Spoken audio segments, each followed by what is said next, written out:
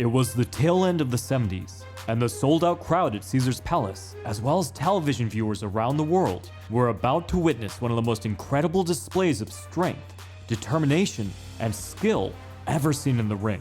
Due to Muhammad Ali's rematch with Leon Spinks, a piece of his former heavyweight title was now up for grabs, and whoever did grab it would most likely get a shot at the victor of that rematch. The two gladiators destined to fight for the WBC title were the Fighting Marine, Ken Norton, and Larry Holmes, the Easton Assassin. Both outstanding boxers who each happened to have deep ties to Ali, albeit in very different ways. Norton, who had been retroactively awarded the belt once it became vacant, calling him a champ. He ain't nothing, he's a paper champ. I'm the champ. Attained global recognition thanks to a few super close bouts with the stinging butterfly. Norton's crossguard had nullified Ali's 1-2, and his coach's strategy of jabbing with Ali had let Norton move in close. So close, he had broken Ali's jaw. In Holmes' case, he had served as a sparring partner to Ali. However, at this point, he'd stepped well out of his shadow. Fresh from a breakthrough win over Ernie Shavers, the young Larry Holmes' record was a sterling 27-0. The boxing world was well aware that the tall, fleet-footed Easton Assassin was someone with special talent. But he would now have to go up against the very man who had broken his sparring partner's jaw. And so, the two heavyweights, one trained by Ali, the other who had beaten him, would compete for his long-held heavyweight title and a shot at the man himself. As the fight approached, the two men, thrown together by forces of fate, hard work, and boxing politics, grew to deeply dislike one another. Whether from competitive fire, genuine disdain, or, as Holmes claimed, miscommunication, those ill feelings culminated in a shoving match at a pre-fight press conference. Norton explained, "I dislike him intensely, very intensely. He's a cheap imitation of Muhammad Ali. And you look at it bluntly, he's just a little old pinhead." Though this trash talk wouldn't light up headlines today, back then, it kicked off the aforementioned press conference scuffle. While the imitation Ali part wasn't fair, it had a lot of history behind it.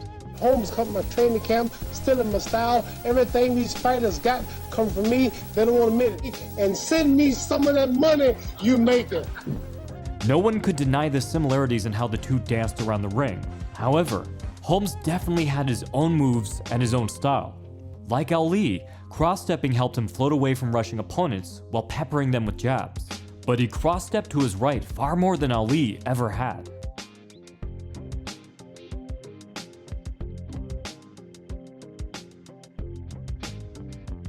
Another similarity, Holmes had a low guard that let him maintain great vision and balance while slipping punches. But he also employed impressive guard manipulation, pushing and prodding to set up his power punches in a tactic far more reminiscent of Foreman than Ali. He did have Ali-like rapid-fire jabs, the varied angles posing opponents more problems than a geometry class. But Holmes could pound in a mind-melting heavy jab too. Even if the assassin wasn't yet at the peak of his powers coming into his first big match, he had enough of Ali's tools and enough of his own to present a humongous risk to Norton. Nobody seemed to realize this yet, and a big part of this was because of how impressive a boxer Ken Norton was. Up to this point, Norton had crafted a slugging style with unique defensive flourishes that carried him through a career of big wins. With only 4 losses across 44 fights. Norton had an expert crossguard that he used with parries, and low-line head movement that helped him avoid or roll incoming fire. While he wasn't considered a mover, he was aggressive enough to still cut off the ring, imposing sharp combinations and thudding shots to the body. Not to mention, he had well-tuned counterpunches and dangerous overhands and hooks that could turn opponents off like a light switch. The night came. The two warriors butted heads, brow to brow in the center of the ring, barely able to be separated by referee Mills Lane as he read the final instructions. It was time to decide who would sit in Ali's former throne. The first bell rang out, and both men stormed to the center of the ring. Holmes tried to lead with his right, but Norton remained an elusive target, fading away and rolling on the edge of Holmes' glove. But leading rights shouldn't work in the first place. What was really complicating matters for Holmes was that Norton was mitigating his jab with cross blocks, parries, and a seemingly impenetrable crossguard. The man derided as an imitation Ali was starting to have the same difficulties as the genuine article. It would have been truly shocking if Norton dominated the fight by out-jabbing Holmes. However, in the second, it became very apparent that both men were having trouble sinking in their jabs. Norton's jab was on target and covering enough distance, but Holmes expertly rode away from the impacts. And still, Holmes' jab kept getting blocked, or his glove would sail over Norton's shoulder. However, Holmes realized if he couldn't land his own jab, he could at least counter Norton's. He retaliated with sneaky right hands, taking advantage of Norton's proclivity to paw and drop his hand as he jabbed. Unfortunately for Norton, Holmes was figuring out the blueprint. Alternating between a lead hook and uppercut, Holmes forced Norton to flip a coin between placing his rear elbow high or low. Most of Holmes' offense hit Norton's arms, but the night was young, and the strategy could pay dividends in the coming rounds. Heading into round 3, Holmes kept gaining ground against his more veteran opponent.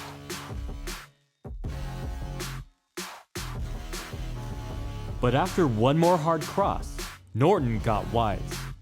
Now he anticipated Holmes' counter right. Since he knew it was coming, he could pull or step away just in time, before letting loose with right-hand counters of his own. No longer taking punishment for his jab, Norton could press forward, trampling upon the small foothold that his younger competitor had gained. He was creating a firefight, maintaining the distance he needed to lob his mid-range bombs. These dynamics continued into the fourth. Both men flew to the ring like a pair of magnets, ready to pick up where they'd left off. Holmes still had two serious issues. He couldn't control the fight with his own jab, and he'd lost the ability to punish Norton for using his. With reckless abandon, Norton bounded forward with power punches, slamming into Holmes' arms, head, and trunk. And the jab wasn't the only battlefield that Holmes was being beaten back in. Earlier, he'd avoided the ropes by angling away, finding escape routes while controlling Norton's head. But now Norton was too close to avoid, and Holmes walked right into a crushing left hook. Holmes tried to fend him off by turning up the volume. He was finding some success countering Norton's jab with his own. But Holmes' jab, even at a typewriter's pace, wasn't stopping Norton's progress and constant forward motion. This was all part of Norton's plan. He knew that Holmes liked to overwhelm his opponents by throwing endless jabs. Holmes had bragged he liked to throw 100 punches during a round. Norton figured if he could make him throw 150 every round, then he would succeed in his strategy. Though the ringside announcers were in doubt, this was exactly the fight that Norton wanted. Full of confidence and unafraid of return fire from Holmes, he started bulldozing his competitor. Cruising through whistling punches from Holmes, Norton clipped his chin with the massive right hand. A credit to Holmes, he tried to box his way back into the fight, standing firm and attempting to become the immovable object against the unstoppable force. He had flashes of success, but he was ultimately getting outstruck in the two most important metrics, impact and volume. So at the end of the round, Holmes tried a different tactic, attempting pot shots from the outside, occasionally stopping short to bait Norton into leaping right hands. The bell rang, and it was anyone's guess what Holmes' strategy would be for the sixth. As it turns out, Holmes' adjustment was to try backing up instead of standing his ground or circling the ropes. He used his jab like a shield. Holmes' distance gave him the time and space he needed to connect with his counters. He landed a crisp right over Norton's jab, and clipped him again with a shot that snuck inside of his hook. Retreating to keep distance was granting Holmes pockets of success, but he was also backing himself into the ropes, with little room to maneuver. Norton heaved a thudding left through his gloves, and then a follow-up body shot that surely took points off his stamina bar. The next time, Holmes took a tremendous, spine-tingling right that would have starched many other top contenders of his era. But not missing a beat, Holmes answered with an emphatic counter. The fight was only building in intensity.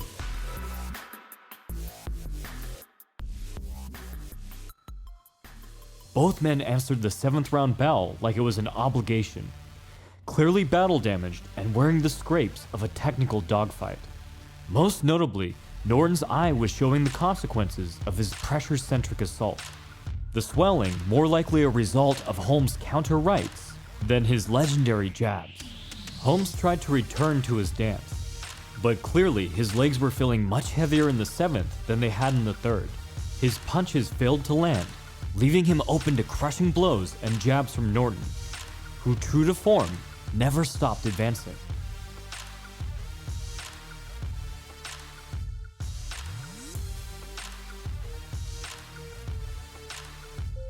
At the very start of the 8th, Holmes parried Norton's jab and finally sunk in a solid right hand. And then he did it again, framing to block Norton's vision and landing 2 more reality-shifting right hands. With his swollen eye and fatigue, it seemed that Norton was finally open to more counter rights. But the Fighting Marine responded to Holmes' fire by turning up the heat. Undeterred, the Fighting Marine continued to march forward.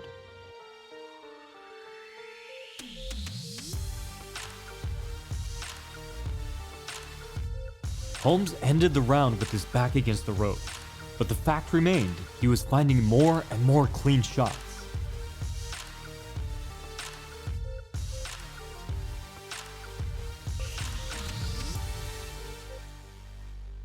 And these issues only compounded for Norton over the next 3 rounds.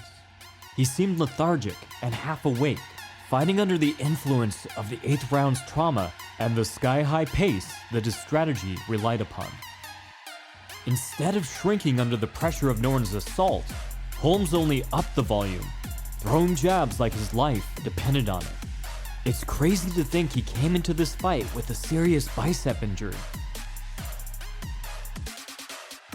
Somehow, Norton powered through,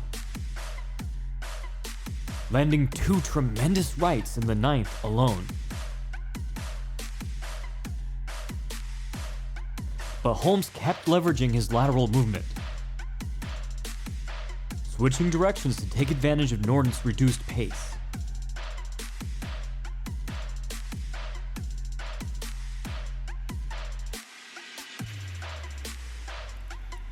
He blended his rights into his shuffling to help disguise it. But this strategy had exacted a toll.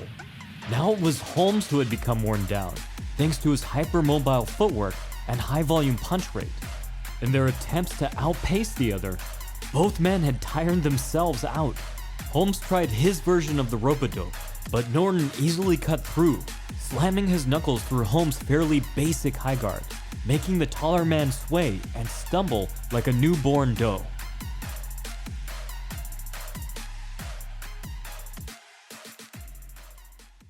By the 12th, Holmes' tank was on empty, and if he wanted to keep his legs, he had to stop dancing with them.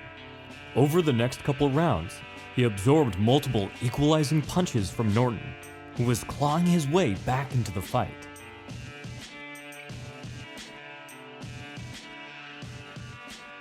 But then, in an attempt to capitalize on the fact that Holmes had finally become stationary, Norton punched himself out. With Norton now out of gas, Holmes was finding more and more gaps in his defenses. He could finally use his lead hand to set up harder shots. With Norton unable to pull the trigger on counters, Holmes was getting away with tactics that used to get him punished.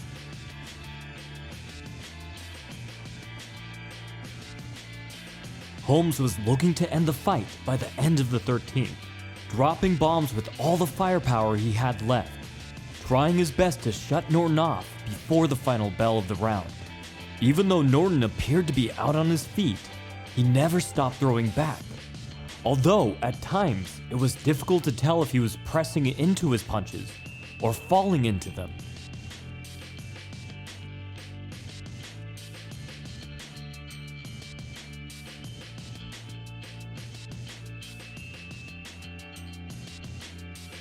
Somehow, Norton survived.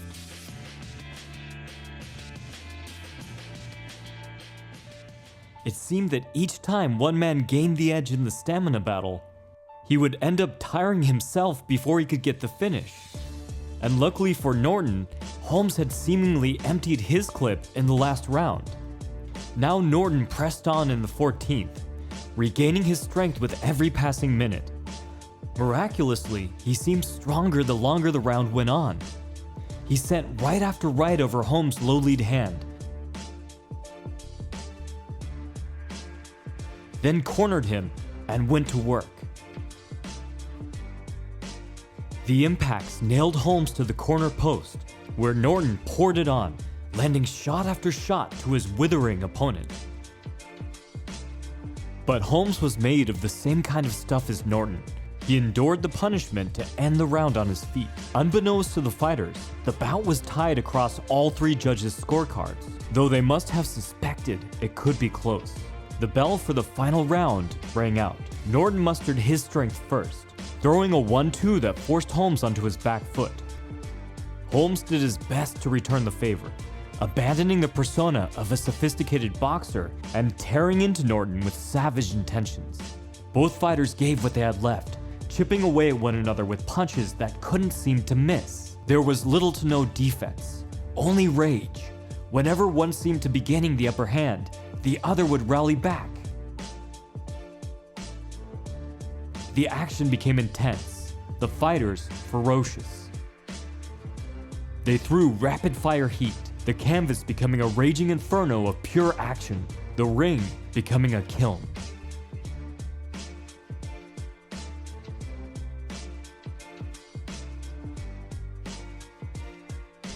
The audience roared as the two titans hurled fists of pure fury. Each flash of the camera immortalizing them in time. The hardened boxers like ancient statues depicting the great warriors of the past.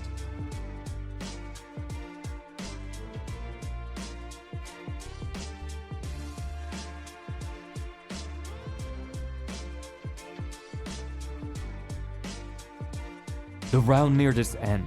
Norton was taking damage, but somehow he survived. The bell rang. The corners rushed in to catch their fighters before they fell over in pure exhaustion. Even watching it now, it's hard to believe that Norton and Holmes made it to the closing seconds. Both had surely left a piece in themselves in that fight. The crowd waited in suspense as the judges' scorecards were read by the announcer. The first judge had it 143 to 142 Holmes. The second, 143-142 Norton. And the third judge had it 143-142 for the new WBC heavyweight world champion, Larry Holmes. Norton would forever regret his strategy of waiting to turn up the pressure, hoping to exhaust Holmes. The winner of the fight would leave for the hospital on a stretcher covered in towels. Years later, he would confirm that this fight against Ken Norton was the toughest of his 20-fight championship tenure. Our new comic is out now. Mortal Weapons 2 continues the epic story of a samurai looking to conquer English prize fighting. If you love boxing movies or anime, if you love old school kung fu flicks, if you love the tactical stuff I went over in this breakdown, it's all there. If you haven't checked out the first one, you could buy both at the same time and get a hefty discount. Check it out, it's awesome, I promise. From the Modern Martial Artist, this has been David Christian, wishing you happy training. While Larry Holmes will upset him, probably on a split decision. Might be close. Let's ask you